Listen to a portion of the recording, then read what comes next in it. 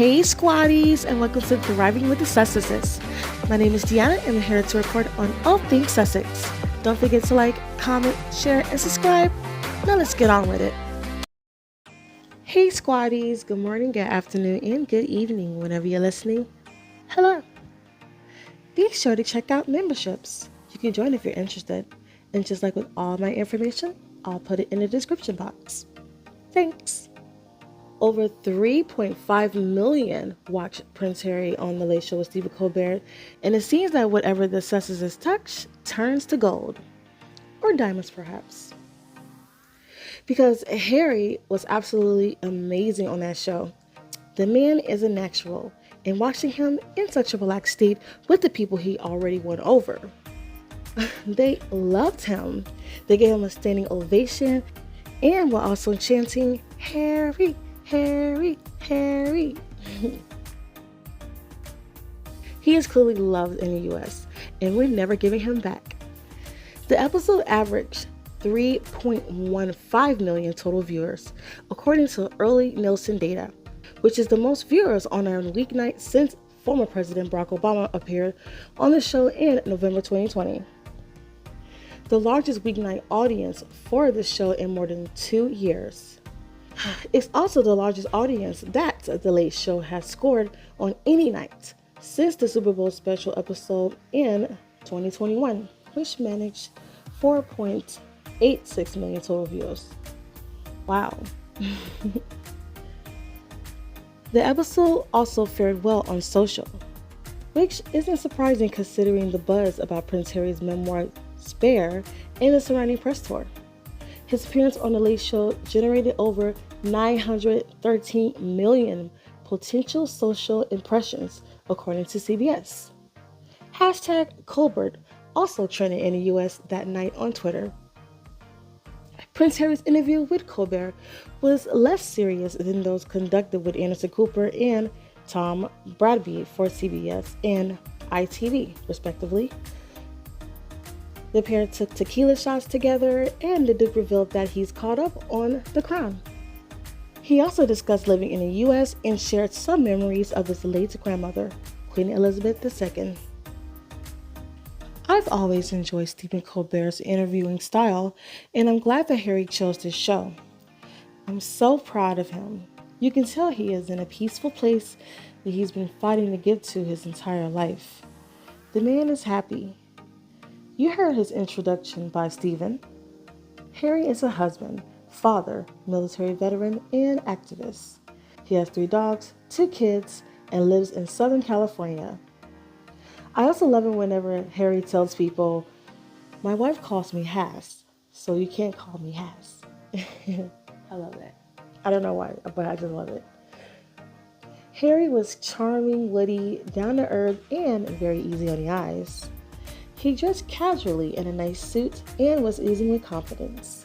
I was also so happy and so proud when he got to stand up for himself regarding the BS the UK media tried to spew about him, boasting about his takeout count during his time in Afghanistan, then leaked out that tiny bit.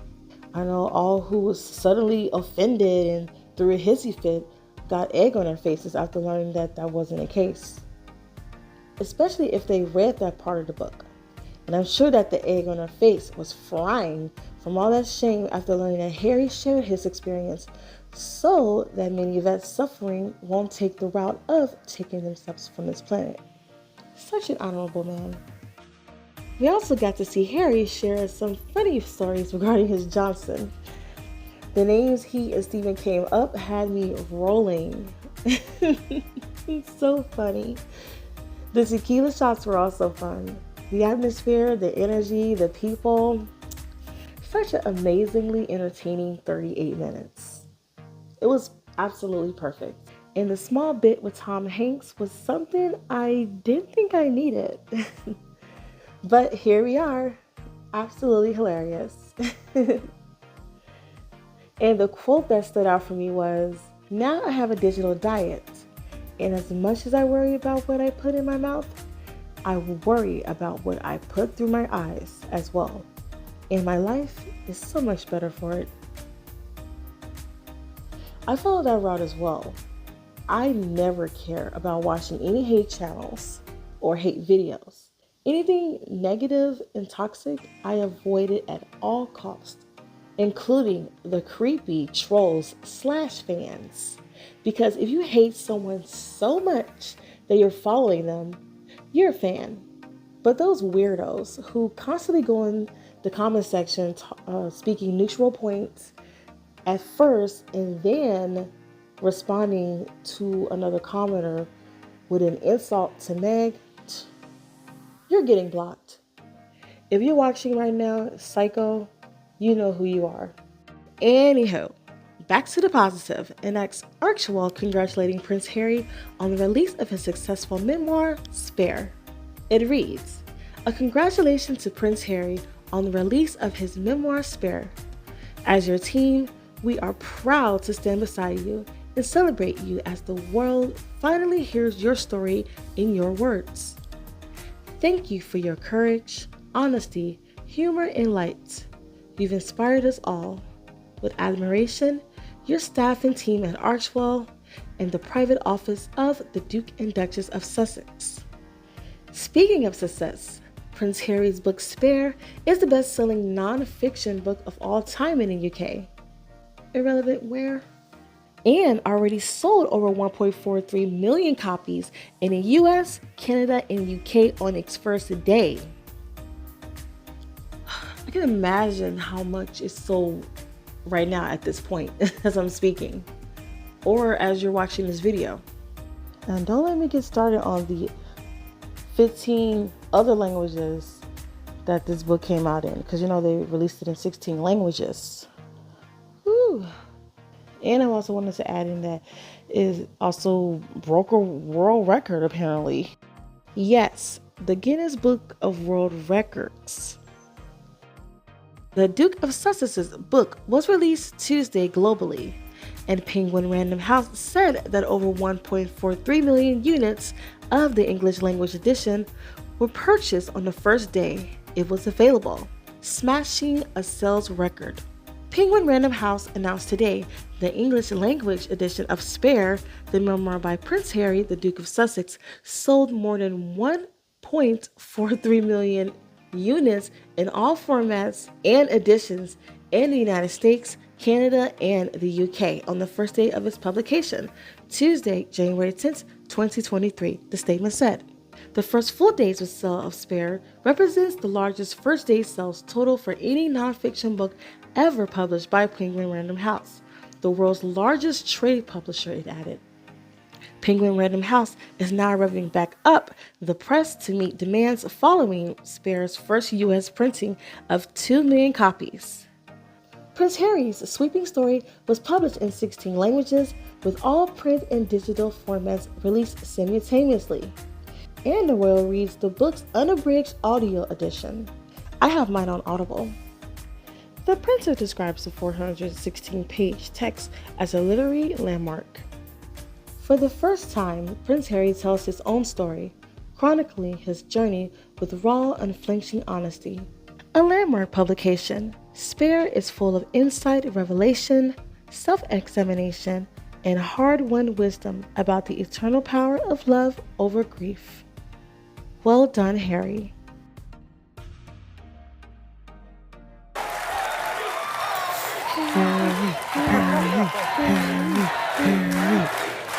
Damn it, bloody Yanks! Thank you for bringing in the crowd. Why did they chant his name as if he's king? I am incandescent with rage. And those leaks regarding his count failed miserably. Who knew this many people bought that bloody book? And my follow-up with that mumbling cottonhead did nothing for my reputation. Jason suddenly fell in that concept. William, darling, who are you speaking of? Nothing of importance to you, Severus Pedals. When you're this upset, it always involves your brother. Don't you dare bring him up. Shall another round of pin the tail on a donkey lift your dreary spirits? We are, after all, in your Paul's office. Your favorite place to play.